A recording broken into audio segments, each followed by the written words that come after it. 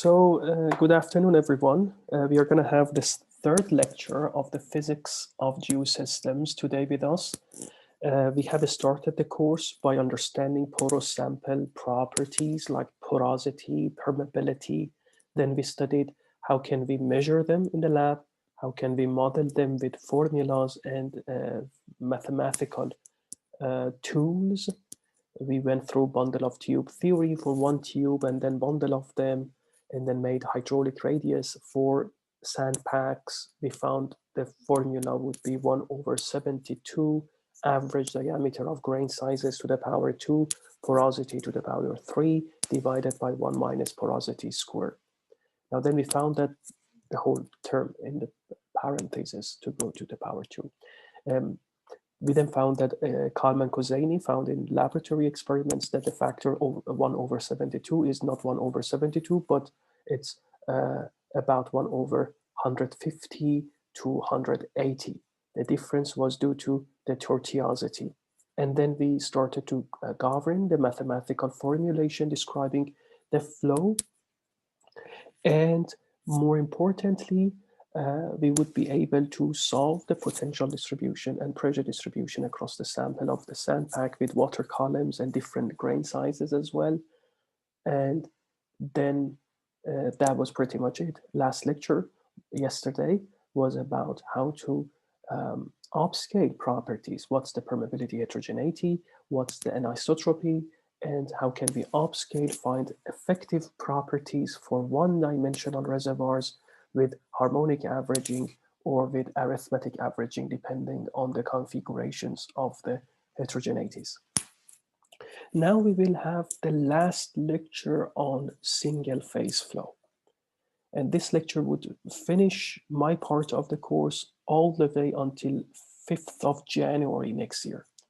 So the last part that I'd like to cover before I disappear is the concept of dispersion and diffusion in porous media. This is an extremely important subject because single phase flow could have contaminants, some tracers on them, and it would propagate through the medium. It wouldn't change the phase. You still have liquid phase or you would have vapor phase, but it would mix with the existing fluid. So there would be still no multi-phase effect, still single phase, but it will have physics of a single phase a bit different than it was only for pure components. This is the subject of the course. I'll go through convection dispersion equation first, and then I solve for you the 1D problem of the diffusion dispersion equation, and then we will study mixing zone, Peclet number concepts, and we study a little bit also further. We will discuss more about dispersion coefficient. How do we get these coefficients? And obviously you need to study yourself a lot of stuff if you wanted to get deeper into this subject. So what is it that we do as mixing or dispersion? When the two fluids reach each other and they do not have any surface forces with each other, they like each other, they start to mix. I have started to inject some blue fluid here, introduce it in the system. And this blue fluid likes the white one or light blue fluid. By injecting it, it will start to propagate. And if I would do that in 1D, the concentration of my injected fluid, for example, would be here. This much, it would start to diffuse and propagate through the sample like that. When time passes by from time 1 to 2 to 3, we will see that the zone at which the two are mixing gets also bigger and bigger. So if this is for T1, for some later time, you would see, for example, this spread. So if that was your mixing zone, now the new mixing zone would be something like this. Would be much bigger after some time. The zone at which the two fluids mix with each other and trying to have this concentration gradient to drop between 90% to 10% is called mixing zone. Mixing zone is defined as the distance. So mixing zone is distance, across which the concentration percentage would drop from 90% to 10%. So we actually take the 10% from the last tail and the tip out. And that's the definition of mixing zone. So my concentration would drop from 90% to 10%. And that mixing zone increases with time. If time increases, mixing zone also increases. And fluids which are miscible will mix together, so that the term is called miscible displacement. Like ink and water. Yeah, like perfumes or sprays and atmospheric air, it would mix, right? So that's the definition of mixing zone. Concentration drops from 90% to 10%. And that mixing zone increases as time increases. Okay, this is what I have already covered. And this is all about the dispersion process when we are speaking in the porous media context. Yeah? And what we see is that dispersion, what we call it as dispersion, is macroscopic outcome of what the tracer or the ink or the injected miscible fluid movement would do in the porous media through this mixing process. We call it dispersion, which is at the continuum scale, is dispersion. When you go to molecular scale or down scale, then you see that it is all about mixing with particles between C1 and C2. They start to mix together and form a mixture between each other. Yeah? The state of the fluid will stay as single phase. So this is purely miscible fluid. So that definition of mixing, this happens in the miscible fluid displacement. Immiscible fluid displacement is called multiphase flow. This is miscible fluid displacement. Now I have set the description. I am injecting phase, the same phase. I'm injecting concentration C. That didn't exist at the beginning. I'm injecting it from the left, for example, and I see it will spread. And I'd like to understand this process, understand how I can model it, and how can I design it. And how would it spread? What would be this mixing zone? What would be the distance between 90% to 10% drop? Can I find it to relate it with physical properties of my porous medium and my fluid? Can I find some understanding, physical understanding about it? When would it be bigger? When would it be smaller? These are the questions we have. So many times the mixed fluid, I call it as tracer. Tracer is also that ink, that injected concentration. We sometimes call it as tracer, which is concentration of a chemical component, which is actually miscible with the fluid that you have. So it's a concentration. Good. And we have it obviously happening in miscible displacement, as I said, and there are some texts that you can watch later as well. I have one question for you. Imagine you would like to have recovery from your porous medium. You have some fluid down there that you would like to get it up fully, as much as you can. Would you prefer to inject miscible fluid or immiscible fluid? Immiscible fluid. Why? That way you can push the fluid out without it mixing. You would obviously you need the other lecture, which is about multi-phase flow.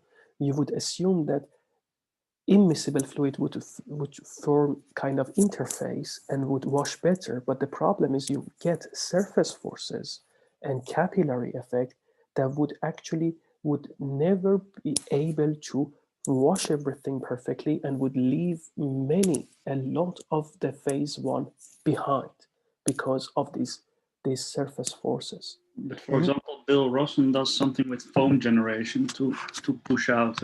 Yes, So and we that's can, the same yes, there is a principle, right? reason behind it. This is about surface forces when you have immiscible fluids and you want to increase the recovery factor. But if you had the choice to decide miscible or immiscible, you would go for miscible one. Why? Look at this blue curve here. If you would wait long enough, the blue injected fluid would 100% wash the entire thing because it mixes with it. It's like when you want to wash your hands and they are dirty and it's oily dirty, then you need soap to actually make water surface tension towards the oily dirts to drop. So they actually, the foams would mix in the tails and tips with two different fluids and allow you get rid of the oil. If you have an oily surface, you wash it with only water, you will leave a lot of oil behind.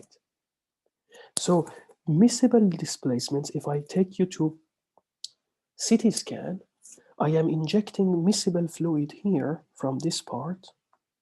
And you see as they progress, they do not leave any red fluid behind.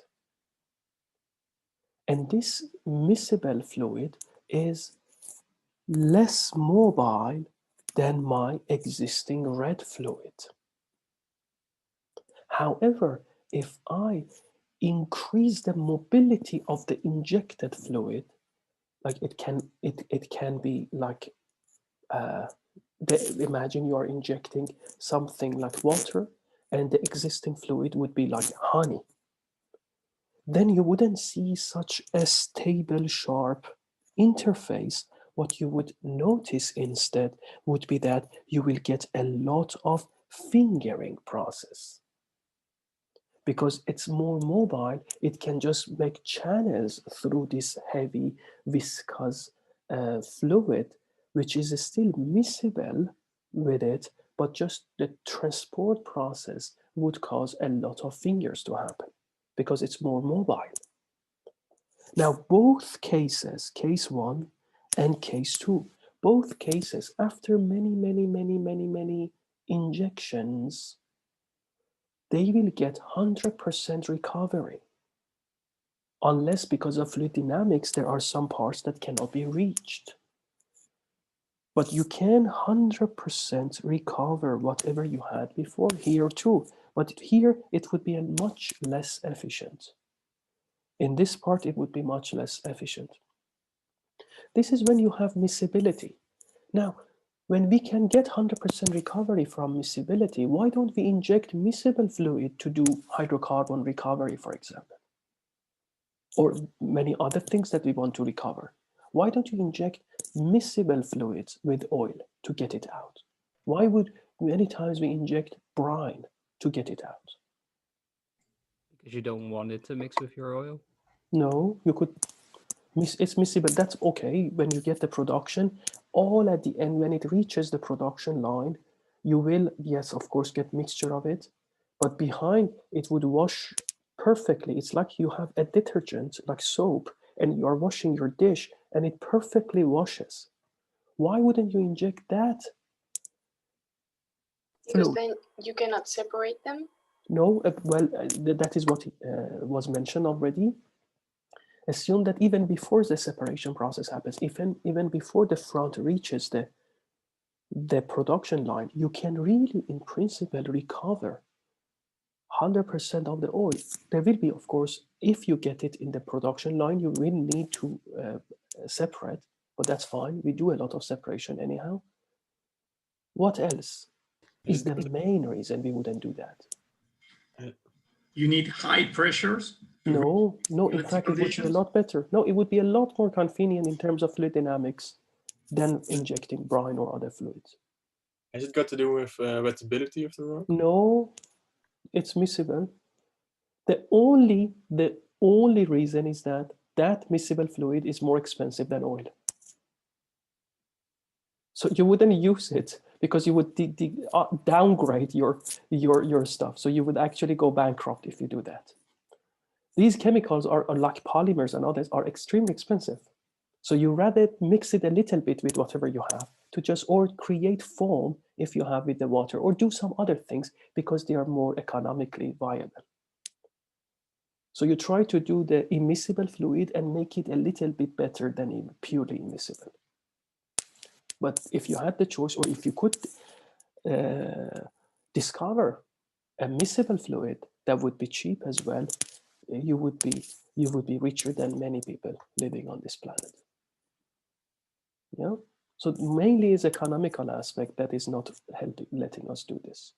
But apart from that, even if with these fingering processes, if you keep injecting long, at the end of the day, you will wash everything in your core sample. And these are real plots. It only is about how efficient would it be, but it would take some time, but you would do 100%. But if you inject brine with existing, let's say, hydrocarbon there, maybe you get 30%, 20% max. So that's the immiscible recovery factor. Here, miscible recovery factor, 100%. Now let's study that. What is this miscibility? What makes the fluids mix together? Dispersion in porous media has two components. The first one is molecular diffusion, another is mechanical dispersion.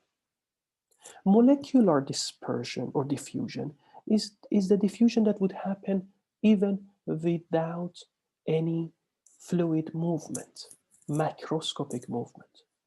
If you would add ink here to your still water, you would still observe the mixing of the ink with your water until you would get blue water. That doesn't even need any fluid macroscopic movement. This is coming from the molecular randomness and motions that molecules mix together, and so they will mix together irrespective of having any macroscopic velocity. Mechanical dispersion, however, requires macroscopic enforcement. Macroscopic enforcements, this is the molecular diffusion, which is caused by random Brownian motion. It's isotropic, so happens in all directions. And you can study these lectures. These are very fundamental basic principles. In porous media, molecular diffusion is smaller than in the bulk, because the porous structures and solid grains would hinder the diffusion. They wouldn't let this molecular diffusion to happen easily and freely, as if there was no solid rocks around them. Mechanical dispersion, however, would need fluid velocity. If you are having a channel flow like this, then you would have a kind of velocity distribution like this, as we studied before. Velocities are different in each layer, so it would cause mixing transversally and horizontally too. In some junctions, you have two fluids at the same location.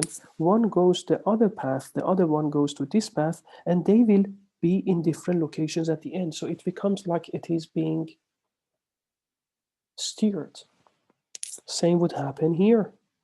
You will get a lot of tortuous path. So it would make the fluids to mix together. And the contractions and expansions of the fluid path through this porous structure would make it like as if we have a blender here that would mix the fluids together. So mechanical dispersion does need flow, but this can happen even without flow. This happens only with flow.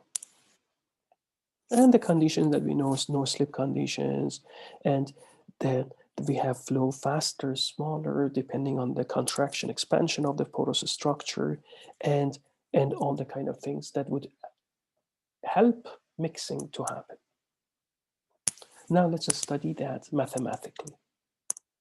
My governing equation is that I'd like to know what is the source of the flux. How would my concentration transport itself? I have one source of mass transport, which is by advection, which means concentration C is going to travel with velocity u.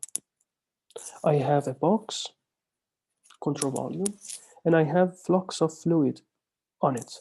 Concentration C is sitting on these carrier with these, you know, I'm not perfect in drawing, but still not too bad either. So this is, they are traveling with the velocity u. They are traveling with the velocity u.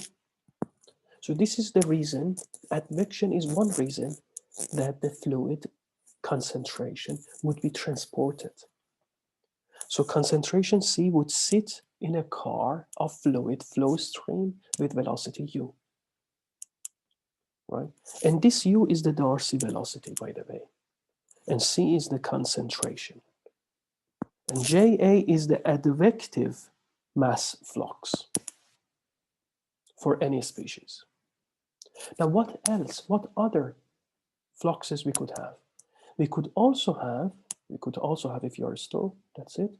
If we could also have dispersive flux, which is JD.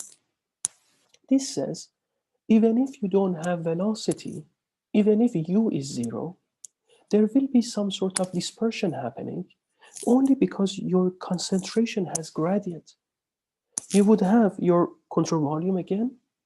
You have high concentration of C here and no concentration of C inside this box. That causes them to mix with the fluid here and come to this control volume too. This would happen if you don't have even velocity. So there you would get this D factor here, which is diffusion coefficient or dispersion coefficient. If you have higher porosity, that happens higher. If you have low porosity, that would be affected too. So that would be diffusive or dispersive flux. The other one is advective flux, depending on the velocity. The other one depends on the concentration gradient. The higher the gradient, the faster the dispersive flux, the more significant it is. Now, let me write my total flux. My total flux would be the summation of the two. But remember, this diffusion coefficient here has molecular and mechanical parts. If I have velocity, I will have also this part as well. If I don't have velocity, my advective flux would be 0 and my mechanical diffusion coefficient would be 0. And this gentleman always exists. If I have no velocity, advective flux is 0, mechanical diffusion coefficient is 0. I would have only molecular diffusion coefficient. If I have velocity, then I would have this one and this one too. So your diffusion coefficient would be higher if you have velocity. So diffusion and dispersion also happens more significantly if you have velocity. Not only that you have advective concentration transport, but diffusive, dispersive concentration transport would be faster too. Let us put them all together in one term. Change over time of my concentration in my porous medium plus net outgoing, net out flux of it is 0 if there is no source there. No source there.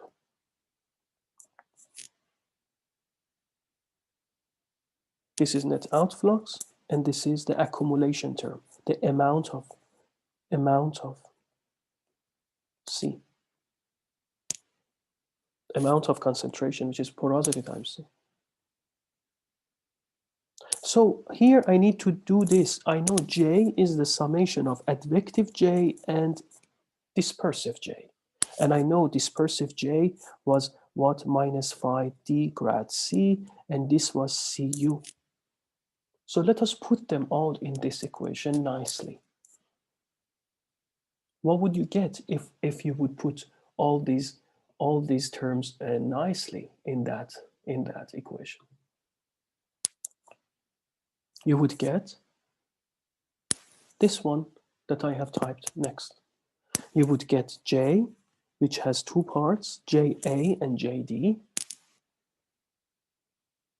And we know that JA and JD would be, the JA is C times U, and JT would be minus porosity D gradient of concentration.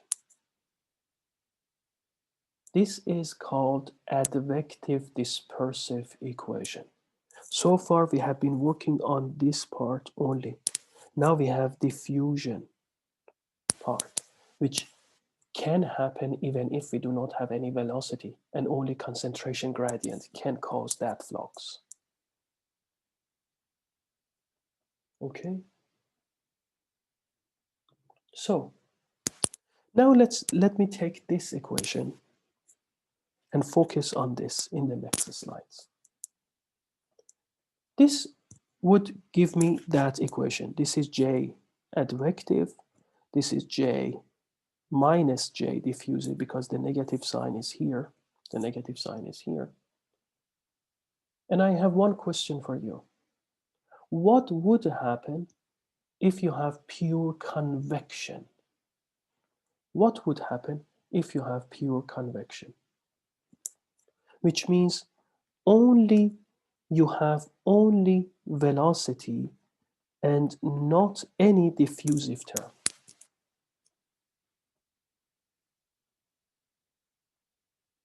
That's the question, is quite simple. It would mean that this second term here would be 0. So when I have pure convection or pure advection, the two are interchangeably used. Then I would end up with this formula. If porosity is constant, I can take it and put it in the denominator here, and that's exactly what I have written here. That's purely concentration transport with purely advective forces, no dispersion happening. What would happen if I have only molecular diffusion? So velocity would be 0. If velocity would be 0, then the first term would go to 0, and the diffusion coefficient would be only, or dispersion coefficient would be only molecular D. It wouldn't be D molecular plus mechanical, so it would have only molecular one involved. So the formula would have only diffusion coefficient, which is molecular one. If porosity is constant, I can cancel them if necessary and reach to the other equation. So this is when phi is constant. Same here, if phi is constant. So if velocity is 0, my mechanical dispersion coefficient also is 0. The part of the mixing that happens because of velocity, that becomes also 0. I'm going to only have molecular diffusion in my system. Now, if I move forward, this is the final equation that I would get then. I would like to write it for 1D system. If I have a 1D reservoir, my system is along x-axis, and I write divergence Cu to be d dx of Cu. If U is constant, because it's incompressible 1D problem, no source term, it becomes Ux dc dx. And that's exactly what I have written. This is u dc dx. And obviously minus divergence d grad c times porosity as well would be minus d dx d porosity dc dx. And if d is constant and porosity is constant, it will be minus phi d L, because it's 1d. L means longitudinal, 1d. Then it becomes d dx times d dx will be second derivative. So I have d times second derivative already here. That's exactly what I would get here. Why porosity is not here? Because I have divided every term by porosity. So porosity comes here, it will cancel the porosity here, and it will cancel the porosity that was inside this as well. So porosity is assumed to be constant too. So porosity and diffusion coefficient are going to be constant. Constant. D also is assumed to be constant. So let me work out with this equation for you, and let's set some sort of understanding about it. The reality is that, by the way, when the concentration C is going to transport itself through this porous rock, it may also retard itself as well. It may get absorbed into the rock surface. The rock surface may take a bit of it as well. So you are going to lose a little bit because of that. And that's sometimes when you model it, we don't really consider it in our course, but I just wanted to make it complete here. There is an RF factor that you would lose because of this retardation. If R is 1, there is no retardation. If it's more than 1, you are going to retard the process. So multiply the system by RF, you will see that RF times C would be in the first accumulation term. Yeah. But we are going to focus on RF1, which is just this equation.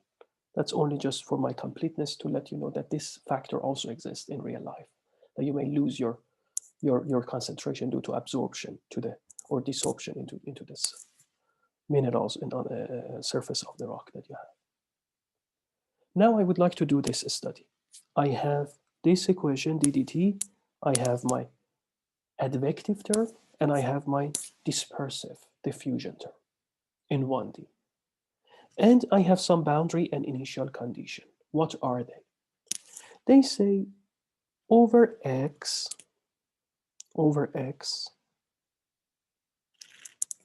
and over time, how are you doing from what you know? At time 0, t0, in every location x, you will have initial concentration of your species, of your tracer. This is initial concentration. Imagine this is 0, for example, which says everywhere in your domain, at time 0, you are going to have Ci. Then suddenly, at x0, all the time,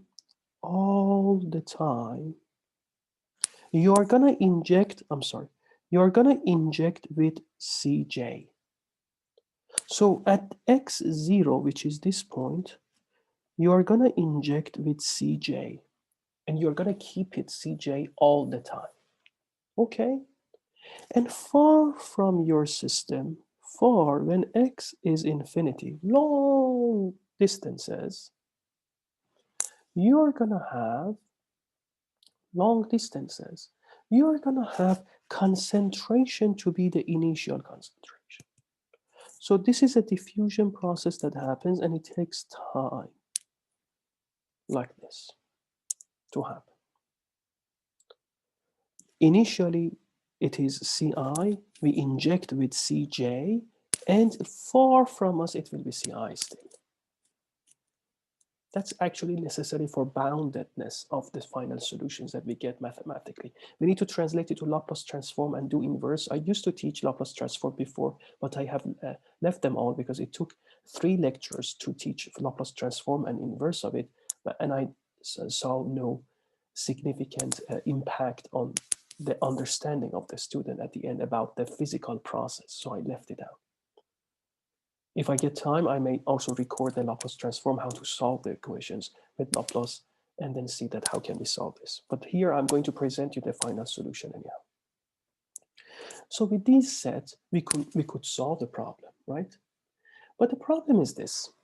See, in engineering practices, we enjoy working with dimensionless numbers because they help us understand the scale much better.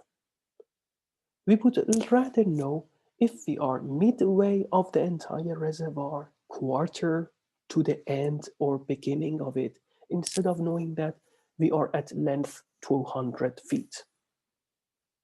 200 feet would give us size, but it wouldn't give us engineering feeling. But if I say I am at the middle point of my reservoir, I know what to expect sometimes. I don't enjoy knowing exactly the velocity of my fluid and viscosity and density and length scale. I rather know Reynolds number, because if Reynolds number is small, I know I have laminar flow. If it is very high, I know I have turbulence. Non-dimensional numbers help engineers to get feeling of the process and to study what forces are important, what system is actually located at. And more importantly, to understand if the system A behaves the same as system B or different, if different, how different. If the two systems, one is length 1, another length 2, if I say I am in non-dimensional length of half, which means I am middle point of this reservoir, and I say I am in middle non-dimensional distance of half in the other reservoir, it means that I am 0.5 dimensionless from the beginning. But here I am in half a meter, another is 1 meter because it's twice bigger. So that's all the attempts that we do because it also helps us to do prototyping. When we scale down an aircraft or airfoils or boats, cars, in wind tunnels or in experimental setup, we would like to downscale them, create prototypes of the real sample. And there we need to know the scale to see, is this having the same Reynolds number as the real aircraft? So dimensionless numbers are doing us or helping us to do that easily. If I tell you Reynolds number is the same, you would feel that then the flow regime is in the same range as the real case. So that brings me to motivating you to go to non-dimensional system definition. If I define my x dimensionless as x of the reservoir divided by length of the reservoir, then I know that my x is anything between 0 and 1, dimensionless one.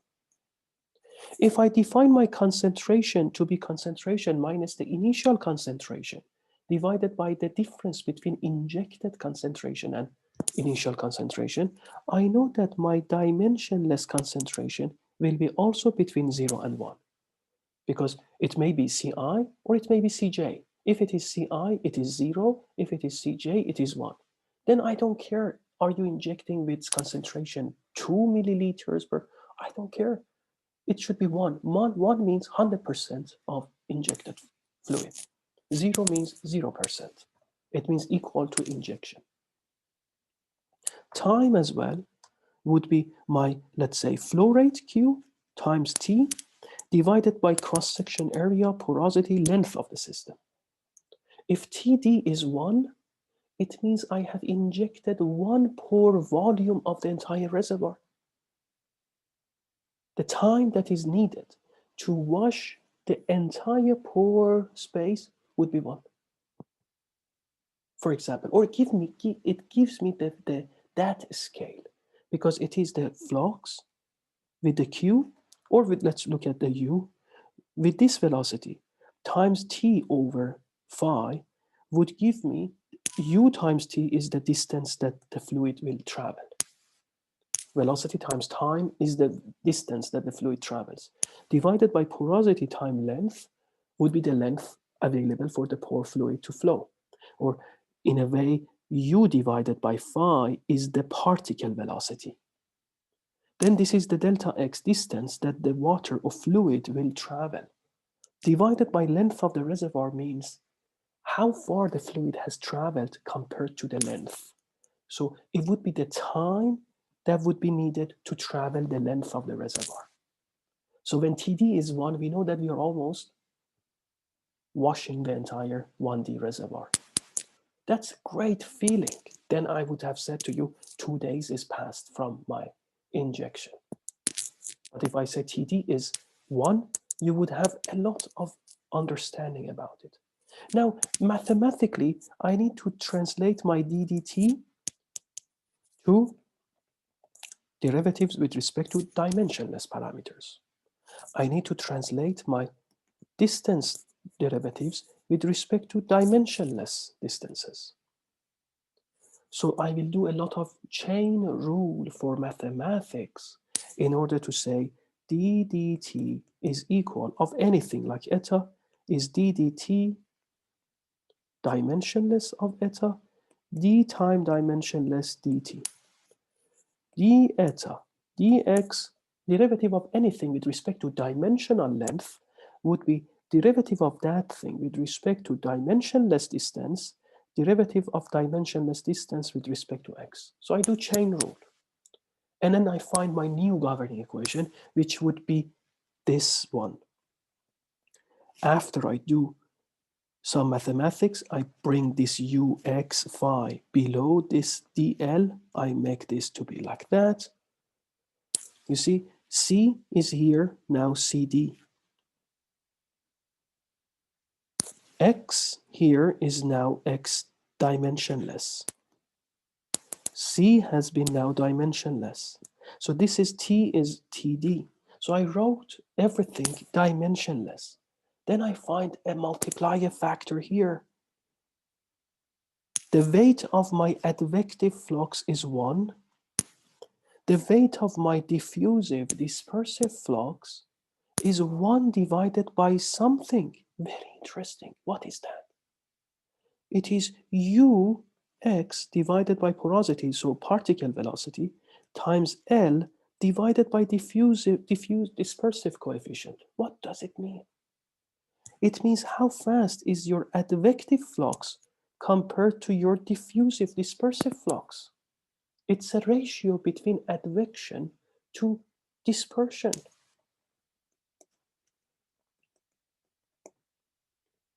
It's a non-dimensional number, which would mean that this gentleman here will be given a name, Peclet number. Peclet number is defined as the ratio between advective transport and dispersive diffusive transport. If Peclet number is high, it's like Reynolds number that was viscous forces and, inertial forces divided by viscous forces. Peclet number is advective forces with respect to diffusive dispersive forces. If Peclet number is so high that I can neglect the 1 over the Peclet number in my equation, it means that advective flux are extremely higher than dispersive flux. You can neglect dispersion. If Peclet number is very small, it means the denominator is very big. It means dispersion is very dominant in this process. So I replace it with Peclet number and I write it to be this equation. Dimensionless concentration change over time. Advective flux, dimensionless, would be also having diffusive dispersive fluxes there with 1 or inverse of the Peclet number. If Peclet number is extremely high, you can neglect this term fully because it's 1 divided by Peclet. So if Peclet number is very high, imagine Peclet number is 1 million, then you can delete this and you can say, I don't have dispersion happening in my system. If Peclet number is 100, you know that you are by 1% accuracy neglecting this. Because the weight of this advective flux is 1, the weight of this dispersive flux is 1 over Peclet number. How beautiful. It was achievable when we started to translate it to dimensionless quantities.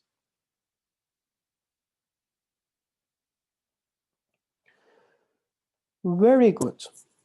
So I am left with this equation, and I know definition of my dimensionless quantities, and I know everything that I like to know. No problem. Now it comes with the fact that what would be your boundary conditions and initial conditions you set. Initially, when time is 0 at every point in my reservoir, my concentration dimensionless is 0. Dimensional concentration was Ci, but dimensionless is 0. My concentration at x0 all the time will be 100%, so 1.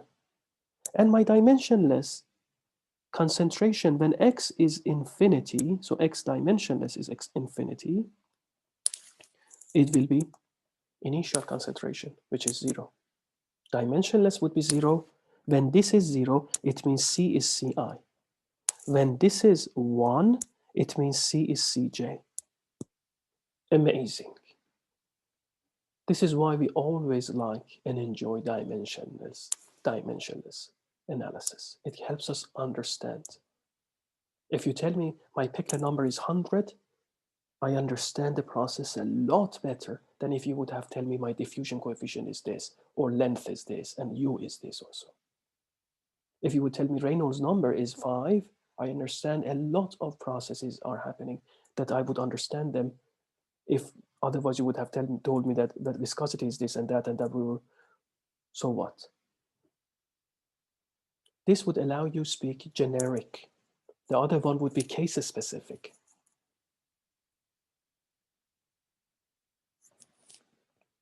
And now when Peclet number is 10, like this guy here, 10, you wouldn't mind if Ux was twice more and D was constant, or D was half and U was constant. You know, the ratio matters for you.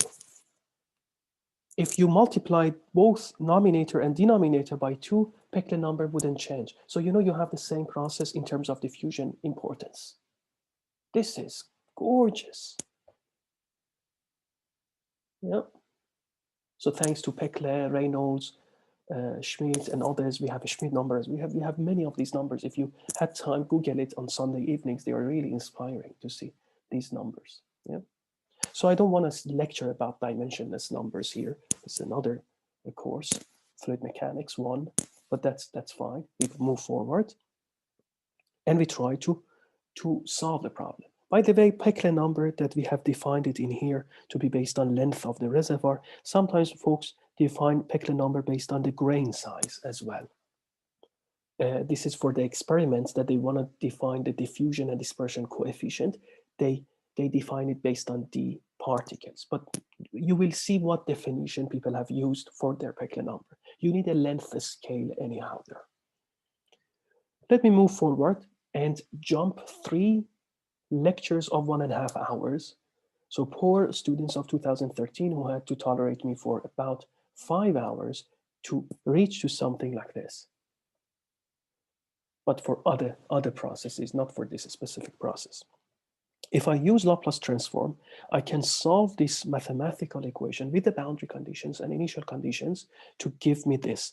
This is concentration at distance and time becomes half of error function complementary times this, which is error function complementary of this function, plus the other terms. These other terms aren't significant compared to the first term, so I'm going to neglect them. So we are going to keep only the first term here, that concentration dimensionless would be at any given dimensionless x and time would be half of error function complementary of this one. Error function complementary, you write it in Python, you write it in calculators, MATLAB, it would give you a value. It's a function. It's a function of x, but instead you would give the value here. For a given x and time, you can calculate this value if you know your Peclet number. You put that value in the error function, your calculator, your Excel file, your MATLAB file, you will get a value. That value is your concentration dimensionless value. What is that error function complementary? Is 2 divided by pi, root square pi, integration of u to infinity of e to the power minus u squared du. Why did we say this is error function complementary? Why didn't I solve this integral and find a mathematical function for it? Because for general integrals of u to infinity of this, generally, there is no mathematical function to relate this. There are approximations that you can make here, but that's the very famous integral, by the way. So if you had, for example, integral x dx, you would know that it would be half of x squared plus some constants. But this is a function that is not an easy function to find a mathematical function. Just pure. Mathematics is just pure. Is really fundamental science that we understand very, very passionately. Yeah. So error function complementary also by the error function easy. The normal one would just sum to 1. Now I would like to go back to this function and say, hey, this was for non-dimensional one. If you would like to write it for dimensional concentration, you back translate. You back translate your xd. You know that it was x divided by L. You know what TD was, and you know what Peclet number was. So you back insert all these values and you would get this function. This is dimensional function. But don't do this, please.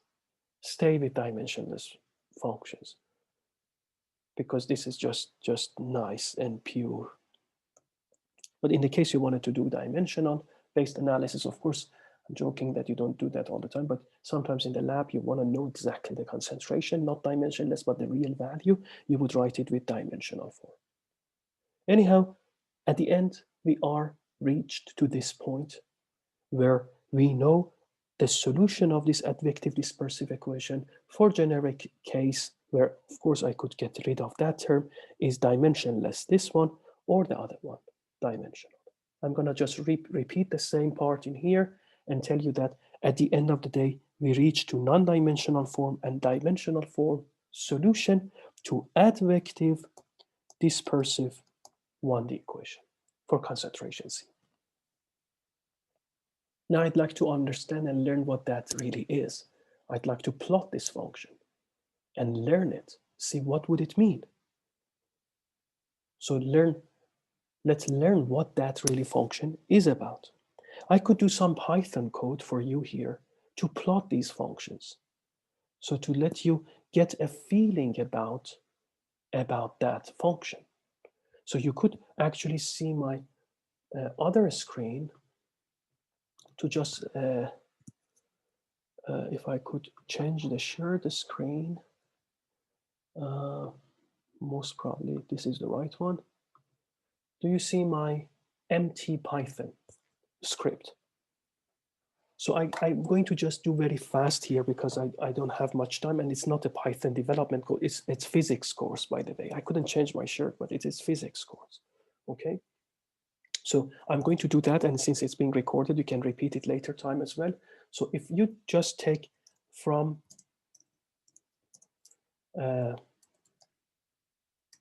CPy, import, and then you have some imports to do.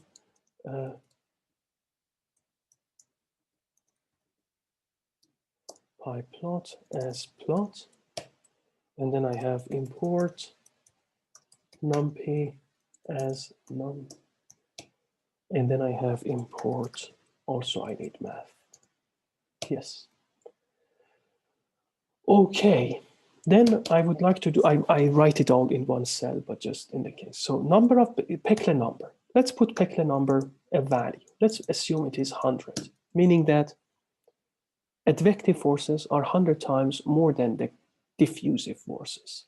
Then what would I get? Let me find a function value for one specific case. For example, TD, the dimensionless time, should be also set. Imagine I put my dimensionless time to be 0.5. Then I would like to know my X distribution in the reservoir. So X would be what? NP, line space,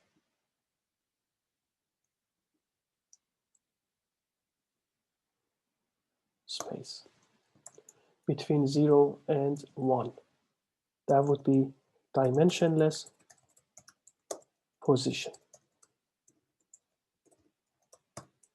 Then I would have Y, which is the value. So instead of Y, I could call it CD, which is my dimensionless concentration, even better. So X would be XD, C would be CD, which would be half, 1 over 2, half of error function complementary. So special functions of Python has ERFC. It has ERFC, error function complementary. I need error function complementary of something divided by something. In the denominator, I'm looking at my slides, I need XD minus TD. So I'm going to write XD minus TD divided by 2 times, so 2 times root square, so mass square of what? TD divided by Peclet number, which is NPE above. So that is my dimensionless concentration value as a function of course, whatever value I would say as X. I have many X's, so I would have this. Then I can just simply plot. Do you not have to add the amount of elements you need in the lint space? I think it would automatically understand that we have these many elements because I believe CD would be a vector of all the values for all the X's. I mean in XD, because it's just, you give the upper and lower and upper bound, right? So it's there's no amount of steps or grids or whatever. That is true. That is true. I don't actually give. That's very strange. That why wouldn't I give? So what value would you give? I don't know. I don't even know what it would do right now. Let's see what it I'm would do honestly right now. curious. Yes, let's stay curious. That's exactly good. Let's see. I like to fail. Let's see. X and Y, and then I can make a label to be equal to. I want to just make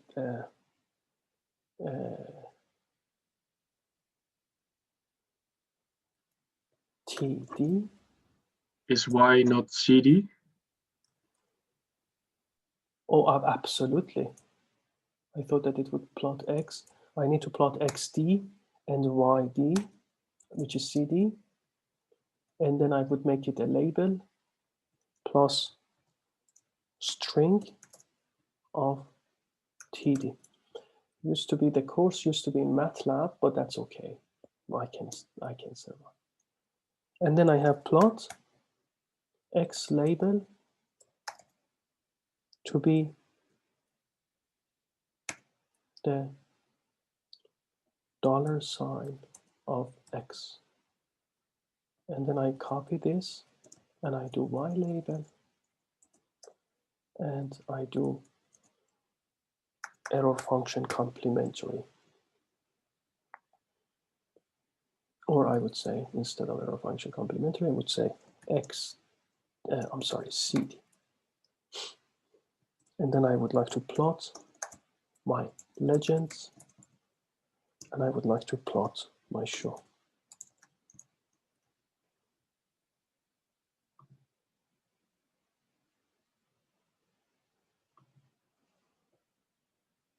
You put an 0.5 without any operator Oh, after it. oh, I'm sorry. Great.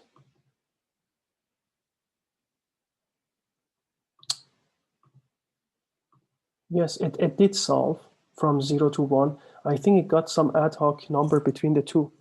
Yeah, I actually looked it up just now. It's a default of 50. Default is 50. Yeah. And the definition would come like that, right? Yeah. So let me do that rightly. Great job. Good. So that's exactly the error function value given the x and time, dimensionless and Peclet number, you would have CD. Now, I have a question for you.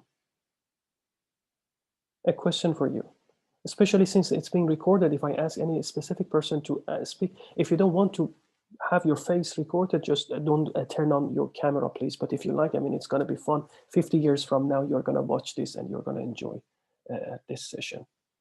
So what would happen if I would increase my Peclet number? If instead of 100, I would make it 10,000. What would you think would happen in my system? The mixing zone becomes smaller, like more narrow. So I have Peclet number, which is the ratio between advection and dispersion. When Peclet number is extremely high, it means dispersion is smaller, diffusion is smaller. Then would the curve be sharper or diffuser? Sharper. Yes, George, exactly. So it would be sharper. So I will run it again and see this. Look at this. Amazing. Amazing. Let me just make it instead of 100 so it's better profile. That would be so sharp because as if there is no mixing happening. As if there is no mixing, there is no diffusion happening.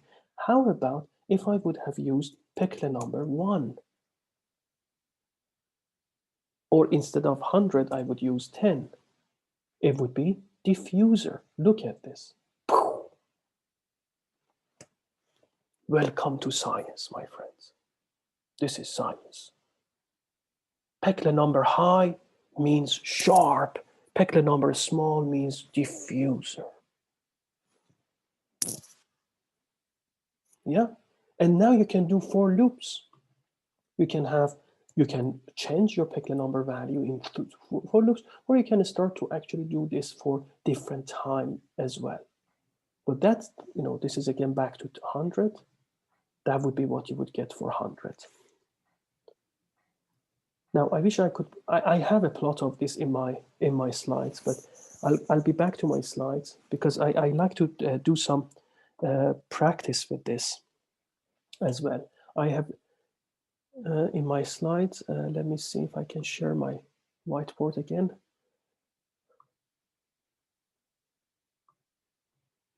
So look at this. With some codes, which is different than what we just developed here, doesn't matter. I can get the concentration distribution. This is time 0.2. This is time 0.15. Time is passing by, and I see different curves. That's given by Peclet number 100, I believe. Yes, that's the 100. Obviously, there are things in the code to change it as well. But the one that we just developed is nice. Now, if you plot them all together, you will see something like this for a given Peclet number. For time dimensionless 0.5, you have this plot. This plot.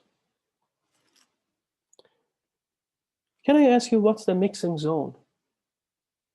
Mixing zone is the distance that the concentration drops from 90% to 10%. So I go to 90%, find this value. I go to 10%, I find this value, and I come here and I come here. This distance is the mixing zone. I call it delta XD. This is my mixing zone at time TD, at the time that I have calculated, because I know the mixing zone would change based on time. So to calculate mixing zone, what I should do is to know when this function is half of it, 0.9 at a given time. When this function becomes 0.1, and so what's the difference between them? So what I should do is that I can say, hey, my concentration is 2 times concentration dimensionless. Error function complementary inverse of it would be equal to xd minus td divided by 2 root square td over Peclet number. With this, I can find function of xd for a given Peclet number and a concentration. I can tell you where am I located. It will be 2 times root square td over Peclet number times error function complementary inverse of 2 concentration dimensionless plus td. This td plus that. Error function complementary inverse, actually when you have cd is half of error function complementary, error function complementary inverse would mean that if cd is half of ERFC of something like eta, this means eta is 2 times cd error function complementary inverse. With that, I can find at a given x, at a given x, which is 0.9, I'm sorry, at a given x, where my concentration CD is. Let me just delete this. Where is my concentration dimensionless? 90%? Where my concentration will be 10% or 0.1. At what? At what xd? At what xd? 2 and 1. At what xd my concentration becomes 0.9? At what xd my concentration becomes 0.1?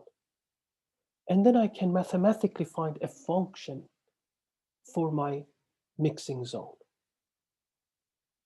Because I know the relationship of x given time and Peclet number, I can find, and time here too, I can find what is the distance at which your concentration is 90%.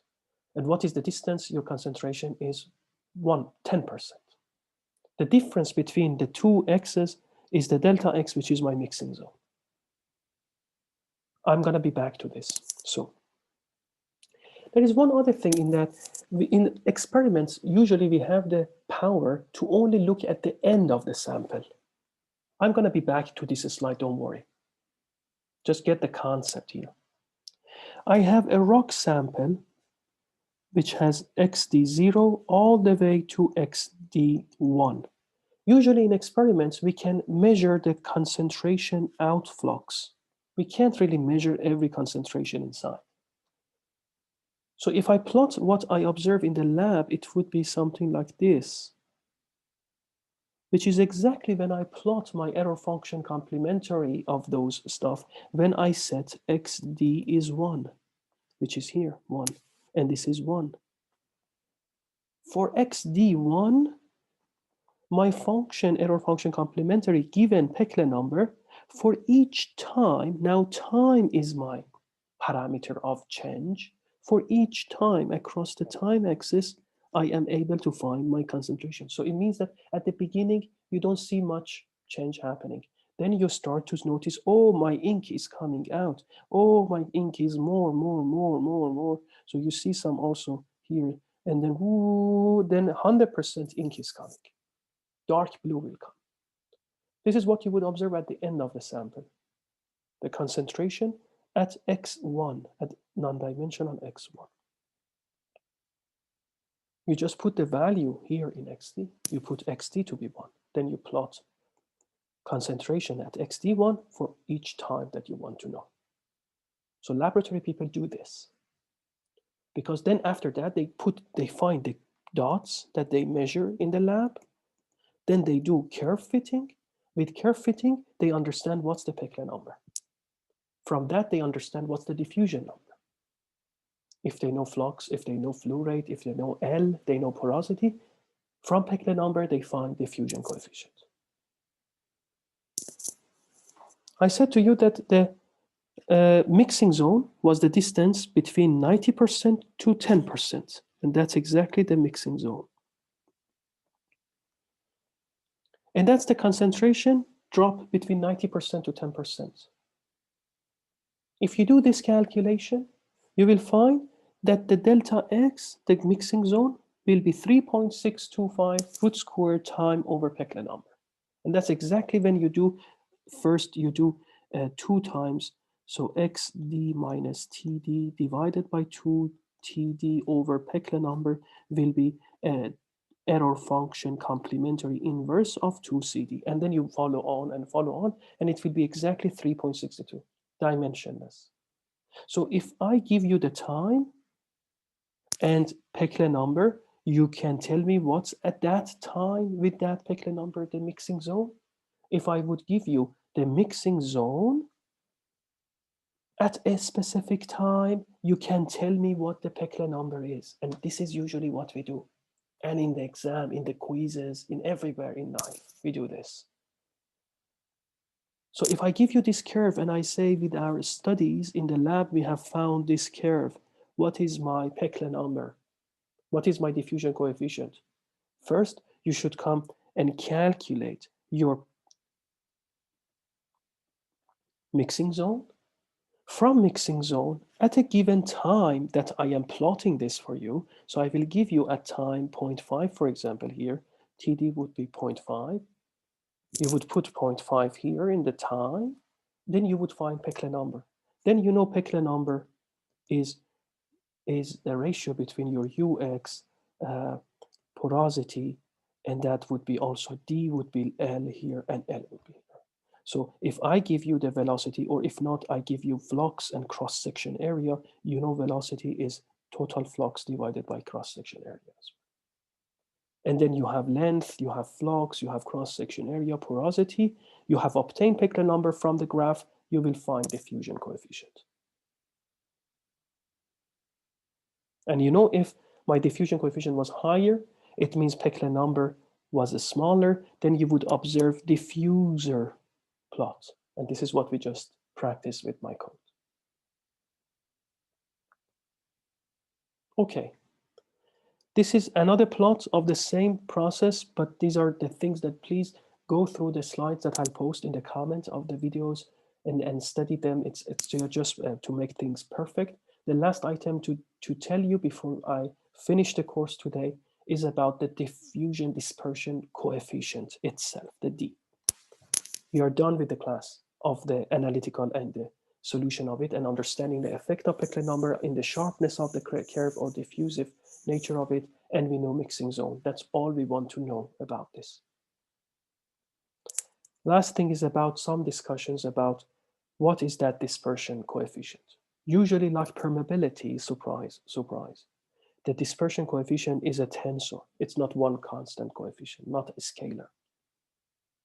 It can change in a space, so it could be heterogeneous. It could, if the structure of your porous material changes as well. It could also, and also velocity distribution would be different. And it could also anisotropic, which means this diffusion could happen faster in one direction than the other direction. It could happen faster in one direction than the other. So you have a droplet here, but it would diffuse and disperse differently in longitudinal direction than in transversal direction. And we do a lot of studies for understanding and making it a meaningful study for us as well. The diffusion coefficient in porous media in longitudinal and transversal direction is typically normalized by the molecular diffusion that happens without porous media existing. This is molecular diffusion coefficient, which is binary between the two molecules of the two different concentrations that they come and mix together. What we have found is that in presence of porous media, the diffusion coefficient would have two terms for longitudinal and transversal. The first term is dependent on the tortuosity of your porous rock. If there is no tortuosity, then you would see it to be 1. If the rock has a lot of tortuosity, then your factor would be smaller than 1. This is 1 divided by tortuosity. If tortuosity is very high, your diffusion in porous media would be much smaller than the bulk material. And then you have a mechanical part in it, which is this part, U, velocity dependent term, which depends then on the grain size average. So that's the grain size, the grains of your porous rock. And of course, divided, normalized by this molecular diffusion coefficient. What we do in experiments would be to find what are the constants, C2, beta, what's the power of it? What's the power of relationship? By the way, what is U, velocity, times a distance like this, or L, divided by porosity times diffusion coefficient? What is this factor?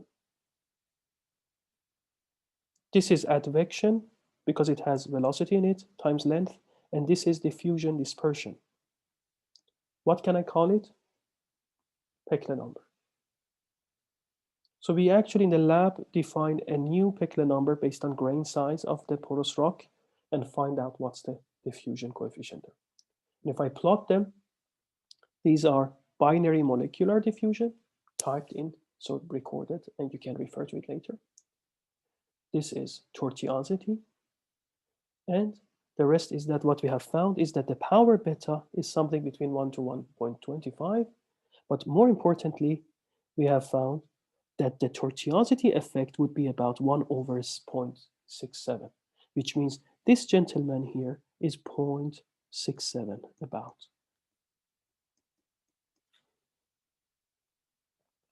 For the Peclet numbers of less than 2%.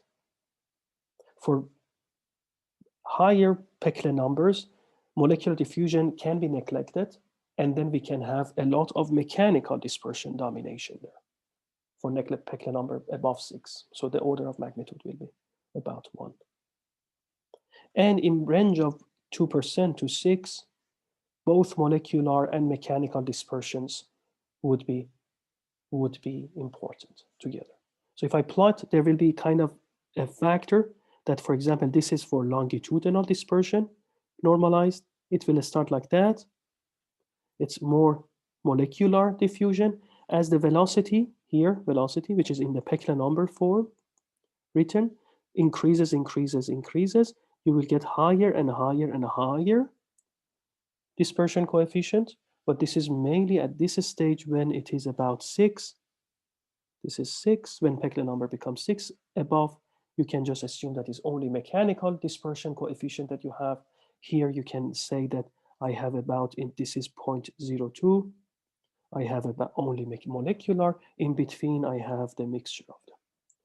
For longitudinal, when the flow is UX, it is only horizontally flowing.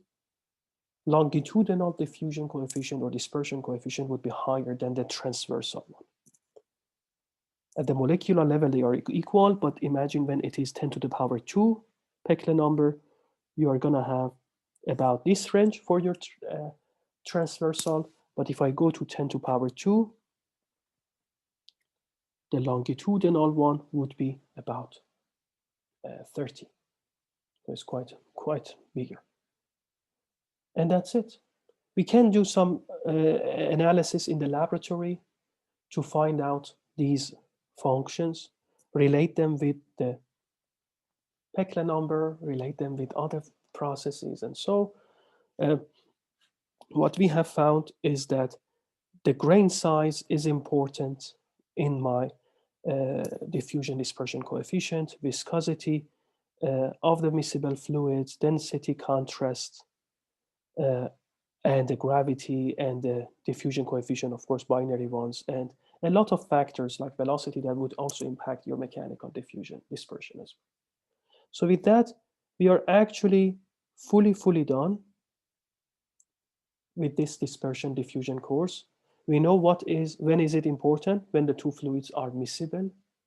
We know what's the mixing zone. It's the concentration when it drops from 90% to 10%. That's the distance. The distance is mixing zone. We know Peclet number. It's the ratio between advection to diffusion dispersion. And we know about diffusion coefficient and dispersion coefficient that we can relate it to Peclet number for the mechanical part and 1/, tortuosity for the molecular part.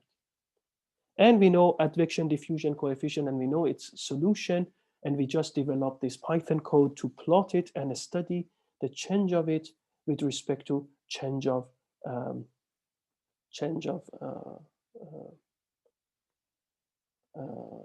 I want to see if this is the right screen that you see.